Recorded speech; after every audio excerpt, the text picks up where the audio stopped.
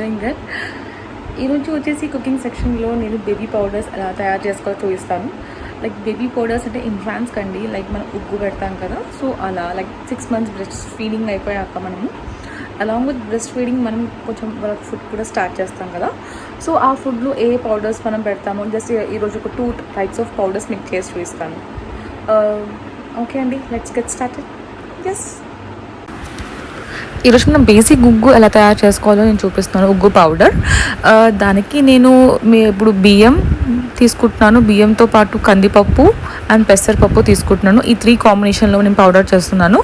So 1 cup of బియ్యానికి మనం 1/2 cup of కందిపప్పు అండ్ 1/2 cup ఆఫ్ పెసరపప్పు తీసుకోవాలండి. తీసేసుకొని ఇది బాగా మంచిగా వాష్ చేసేసుకోవాలి.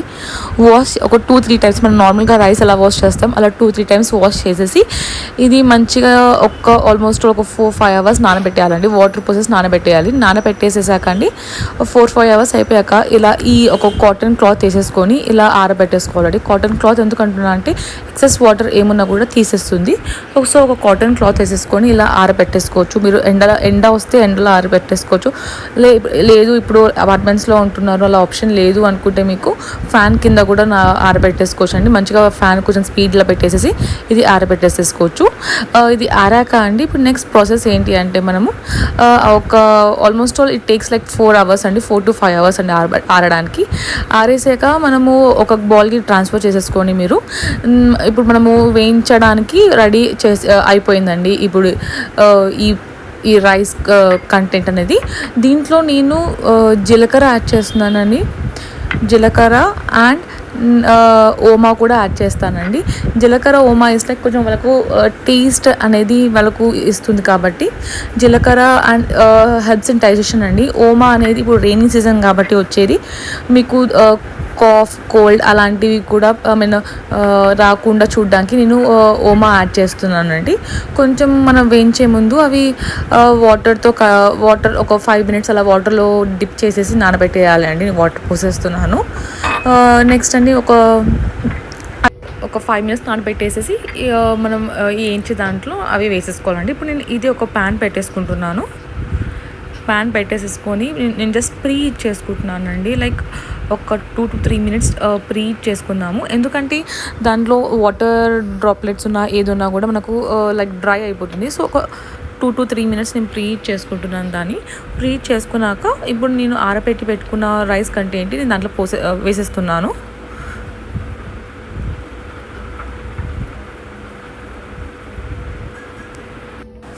వేసాక ఈ ప్యాన్ సర్కంఫరెన్స్లో అది జస్ట్ అలా స్ప్రెడ్ చేసేసేయండి. రైస్ ఇంకా పప్పులు అవన్నీ అలా స్ప్రెడ్ చేసేసుకుంటే మనకు ప్రతి ఒక్కటి కూడా మనం మంచిగా ఫ్రై అవుతుంది. దగ్గర అవుతే కూడా ముద్దలా అవ్వకుండా మంచిగా ఫ్రై అవుతుందండి. అలా స్టిర్ చేస్తూనే ఉండండి. అడుగు అంటకుండా అలా స్టిర్ చేస్తూనే ఉండండి మీరు. ఎందుకంటే ఇట్ టేక్స్ టైం అండి. ఆల్మోస్ట్ 8 to 10 minutes పడుతుంది మంచి ఫ్రై, హాఫ్ ఫ్రై అవ్వడానికి మీకు 8 to 10 minutes పడుతుంది అండి.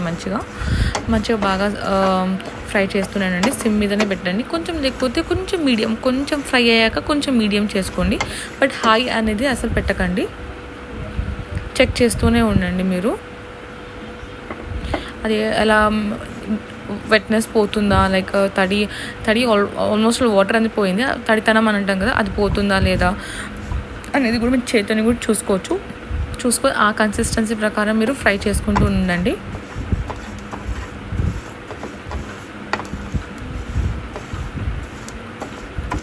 ఇప్పుడు half fry like 8 to 10 minutes of fry అయిపోయాక అండి ఇంకొక 5 minutes మనం ఫ్రై చేయాలి అన్నప్పుడు యూ కెన్ యాడ్ జీలకర్ర అండ్ ఓమా టు ఇట్ అండి.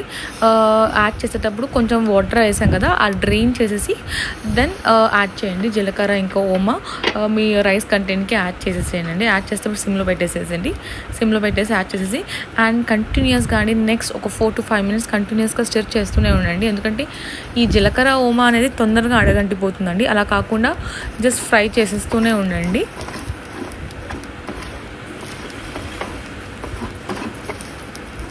ఆల్మోస్ట్ ఒక 4 to 5 minutes బాగా ఫ్రై చేయాలండి. బాగా మనం తిప్పుతూనే ఉండాలి.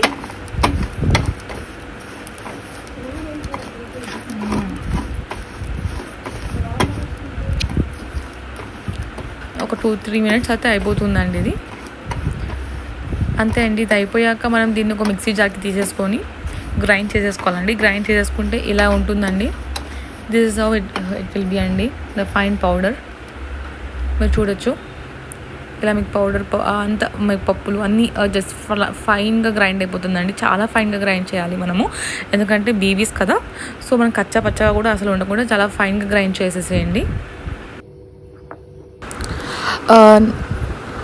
నెక్స్ట్ వచ్చేసి నేను మీకు రాగి పౌడర్ ఎలా చేసుకోవాలో చూస్తున్నానండి. ఫస్ట్ రాగి తీసుకోండి అండి. మీరు ఇలాంటి రాగి మీకు any super market any shops దొరుకుతుందండి. ఈ రాగి తెచ్చేసేసుకొని మీరు మంచిగా బాగా అంటే చాలా బాగా వాష్ చేయాలండి. ఎందుకంటే దీంట్లో ఇసుక దుమ్ము చాలా ఉంటుందండి. మీరు వాష్ చేసేటప్పుడు చూస్తారు కదా, ఎంత వాష్ చేస్తే అంత వెళ్తూ ఉంటుంది. ఆల్మోస్ట్ 3 to 4 times వాష్ చేయండి. వాష్ చేశాక మంచిగా సేమ్ అండి ఇప్పుడు ఉగ్గు పౌడర్ ఎలా చెప్పాను అలానే ఆరబెట్టేయాలండి ఒక క్లాత్ మీద తీసుకొని. కానీ ఈ రాగిలో 2 days మీరు వాష్ చేసి అలా ఆరబెట్టండి. ఒక ఫస్ట్ డే వాష్ చేసి ఆరబెట్టండి. డ్రై అయ్యాక తీసుకొచ్చేసి మళ్ళీ నెక్స్ట్ కూడా వాష్ చేసి మళ్ళీ ఆరబెట్టండి అండి. ఎందుకంటే సన్నగా ఉంటాయి కాబట్టి చాలా ఇసుక అలాంటివి ఉంటాయి. సో బేబీస్కి పెడుతున్నాం కాబట్టి ఎంత వాష్ చేసి డ్రై చేస్తే అంత మంచిదండి.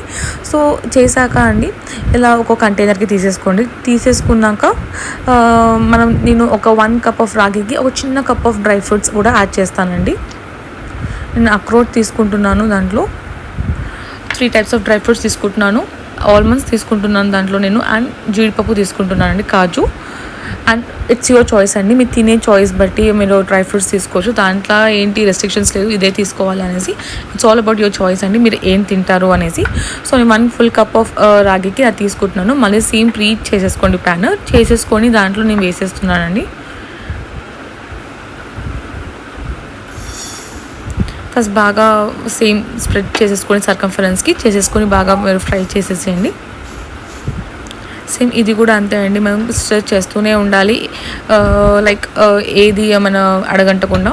ఇది యాక్చువల్లీ పచ్చిగా కూడా చేసేసుకుంటారండి వితౌట్ ఫ్రై చేయడము, కానీ అలా ఒక పచ్చి వాసన అనేది వస్తుంది. అలా కాకుండా ఫ్రై చేసుకుంటే మనకు ఒక చాక్లెట్ ఫ్లేవర్ లాగా కూడా కనిపిస్తుంటుంది మనకు పౌడర్ చేశాక. సో చాక్లెట్ ఫ్లేవర్ అనేది మనకు తింటుంటే అనిపిస్తుంటుంది. ఆ రీజన్ కోసం ఫ్రై చేస్తారండి చాలామంది, ఆ పచ్చి వాసన పోవడానికి. We need to fry it.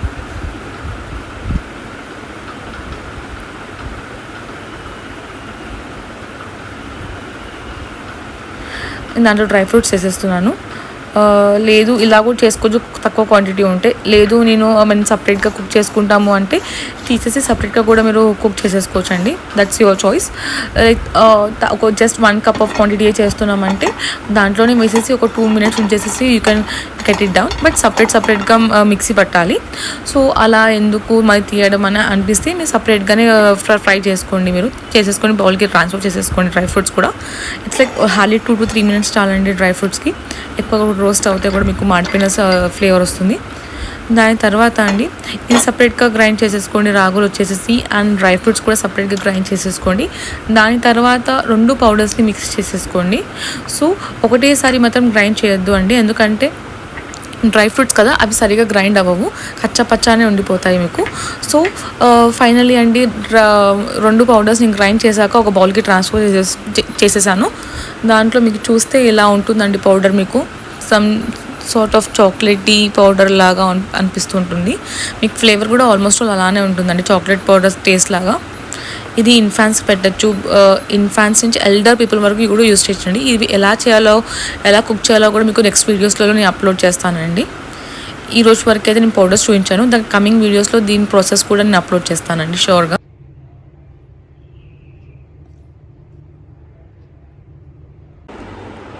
Chalo guys, you hope enjoy the video. See you soon with next videos guys. Bye bye.